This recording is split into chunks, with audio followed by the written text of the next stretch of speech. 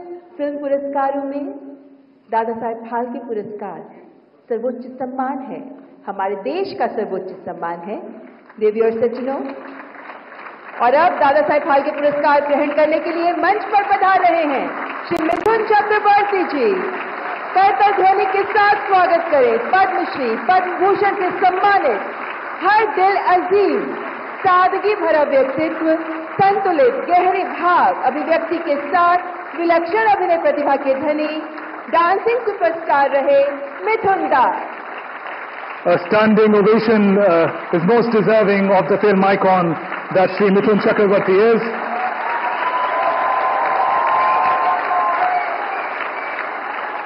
Being awarded for his never-say-die spirit, his superlative acting prowess, 5 decades of excellence in variety of genres and languages, realizing most importantly the dream of the common man rising above ordinary to reach unfathomable heights of stardom.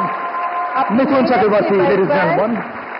आम आदमी के सामान्य से ऊपर उठकर stardom की ऊंचाइयों को छूने के सपने को साकार करने के लिए लाखों लोगों के चेहरे पर मुस्कान, दिल में खुशियां भरने के लिए आदरणीय मिथुन दा को Dada Saheb Phalke life time achievement पुरस्कार का सम्मान।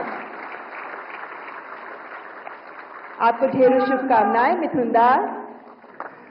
Thank you very much. Thank you, Honorable President. I now request. ताली मारेंगे, आप बोलेंगे स्पीच भी दो। माय गॉड, डायलॉग दे दे तो कितने आसानी से पढ़ लेता हूँ, बोल देता हूँ। आप क्या, कोई कागज नहीं, कुछ नहीं, क्या बोलूंगा कुछ समझ में नहीं आ रहा है।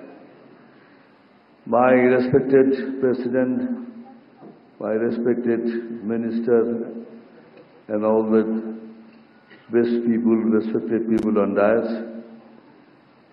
respected people in the audience and my colleagues, बस इतना ही कहूंगा कि इस मंच पर मैं पहले 3 बार आ चुका हूं आप लोगों की दुआ से।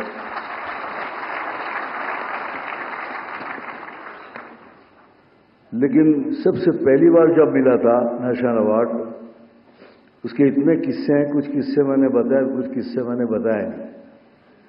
तो मैंने सोचा ये this will be the first time I will tell you that after getting the first national award what happened to मी।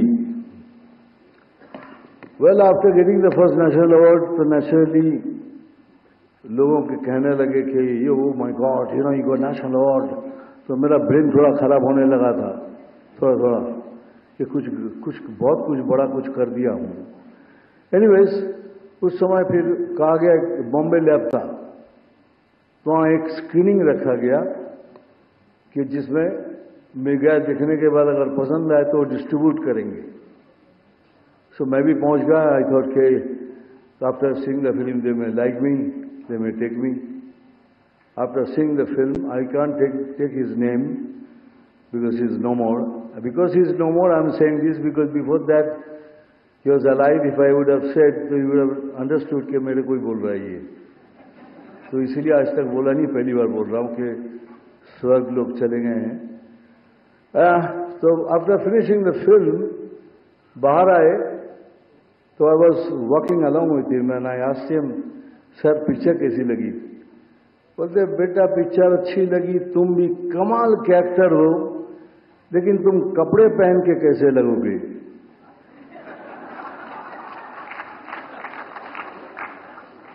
मैं 1 मिनट के लिए चौंक गया कि मैं उनके सामने बगैर कपड़े के खड़ा हूं।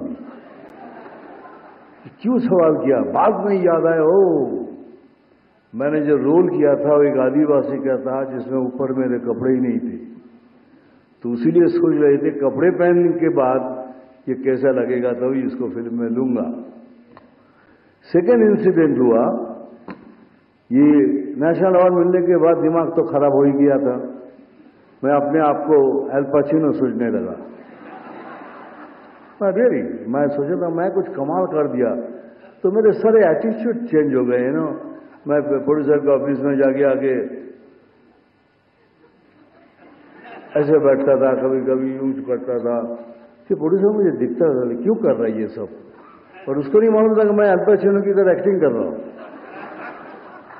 तो फिर थोड़ी देर के बाद मैं पूछता था कि और एक काम करना, वो फिल्म की स्टोरी मेरे घर में भेज देना। फिर एक तीसरा प्रोड्यूसर को लगा ये कुछ जबरदस्त, मारा एक लात मुझे, बोलने निकल यहां से। उस दिन से मेरा एल पाचिनो से गाल पाचिनो हो गया। मैं समझ गया कि मुझसे गलती होगी, अब मेरे को कोई काम वाम नहीं देगा, क्योंकि द बिगेस्ट प्रॉब्लम मेरे साथ जो था, एक्टर तो सबने मान लिया था बिकॉज ऑफ माई कॉम्प्लेक्शन, क्योंकि लोग बोलता था अगर ये फिल्म इंडस्ट्री में ये काला रंग नहीं चलेगा तो तुम क्या कर रहे हो इधर, तुम वापस जाओ।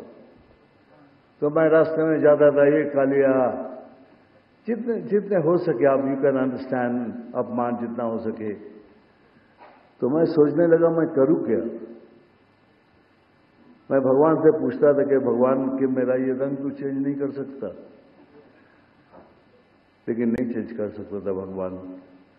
तो मैं सोचने लगा करूं क्या। तो मैंने सोचा तो मैं तो डांस कर सकता हूं, तो मैं डांस कर सकता हूं, तो मैं ऐसा डांस करूं मेरे पैरों से, ताकि लोग मेरे पैरों को देखे, मेरे स्किन को ना देखे, मेरे कलर को ना देखे। और मानिए मैंने एग्जैक्टली वही किया। आप मेरी फिल्म देखिए, सब फिल्मों में पैरों से डांस किया, पैर को थिरकने नहीं दिया, रुकने नहीं दिया कहीं भी। और लोग मेरे रंग को भूल गए और मैं बन गया sexy dusky Bengali Babu.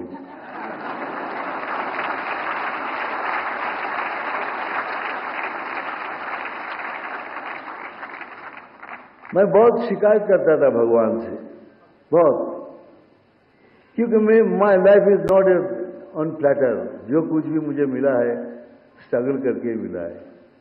I didn't get it just like that. तो मैं भगवान से कहता था तूने नाम दिया, शोहरत दी, फिर इतनी तकलीफ क्यों दे रहा है, हर चीज में क्यों तकलीफ। बहुत शिकायत करता था।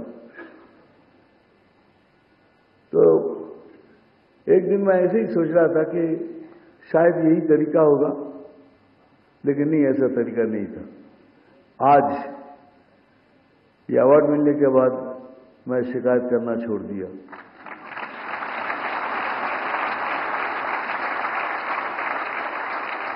मैंने कहा thank you Bholenath, thank you बूढ़ो शिव, थैंक यू दानी बाबा, थैंक यू भद्र लोग।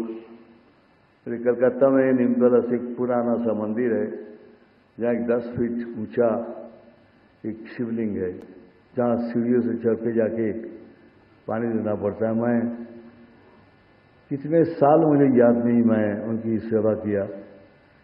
तो उनको मैंने कहा थैंक यू, अब मैं शिकायत नहीं करूंगा, क्योंकि आपने मुझे सूद के साथ सब कुछ वापस कर दिया है।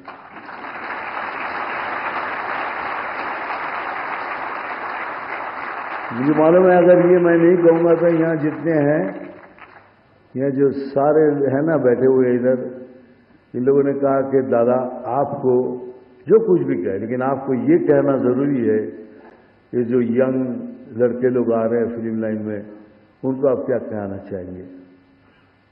मैं इतना ही कहूंगा कि हमारे देश में बहुत से टैलेंट है, बहुत से टैलेंटेड लड़का लड़की, लेकिन पैसे नहीं है उनके पास, मेरी तरह दे डोंट हैव मनी। लेकिन मैं उनको कहूंगा हिम्मत नहीं हारना, पैसा नहीं भी हो हिम्मत नहीं हारना, और सपना जरूर देखना, सपना जरूर देखना, लेकिन इतना याद रखना खुद सो जाना, लेकिन सपनों को कभी सोने नहीं देना।